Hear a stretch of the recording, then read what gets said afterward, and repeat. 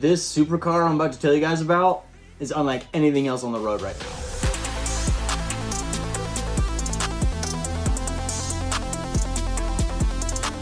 So not too long ago, I was doing some supercar research, because I love reading about cars that I will probably never be able to afford. And I came across this new car, the KTM X-Bow GT-XR. Now, when I first read that, I was like, first of all, long name. Second of all, I thought of the original KTM X-Bow, which is an open-top car that doesn't look very good. But after clicking on the link, I was pleasantly surprised. It's actually a really nice-looking supercar, and it's got some serious numbers, too. I'm also confused at some of the specs that KTM released, but we'll get to that. First off, though, I gotta mention the looks. This thing looks really, really nice. It's way better than the open-top KTM X-Bow. I think it looks really, really sweet. Like a solid 7, maybe 8 out of 10. I will say that it looks very similar to an Aston Martin Valkyrie. So it's almost like a baby Valkyrie in my eyes.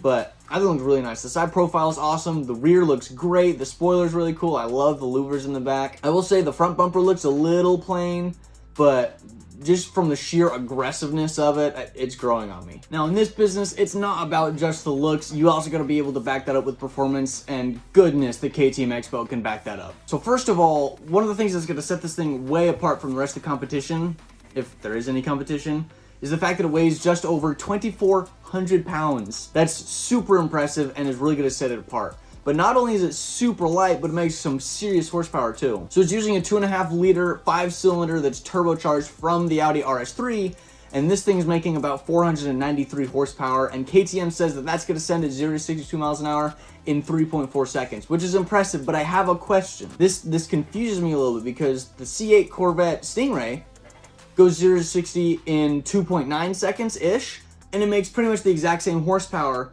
as the KTM X-Bow, but the problem is the Stingray weighs like 1,200 pounds more.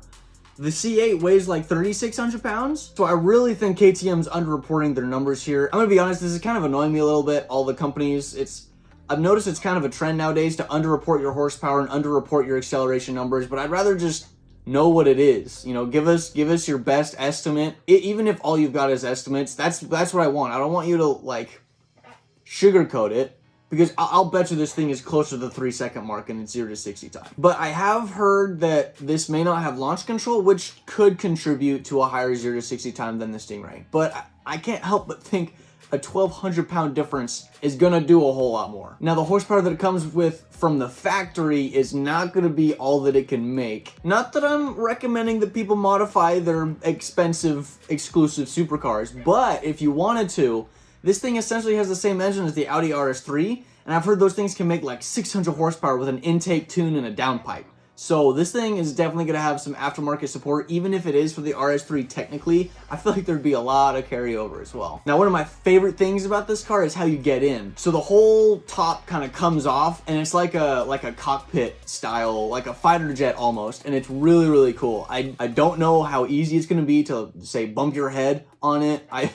That might be a bit of a problem with this car, I don't know. But once you get inside the thing, the interior looks really, really sweet, almost like a minimalistic look. But it's also got some nice stuff, like apparently it has Apple CarPlay and stuff. One thing I did notice though that I'm a little worried about is it looks like the screen that has all your, speedometer, tachometer, stuff like that is attached to the steering wheel, and it looks really, really cool. But what I'm concerned about is if you start to turn, you won't be able to see your speed anymore. You'll have to like look on the side there. Just a small thing. Who knows? Maybe it's not a problem at all. But I feel like, I don't know.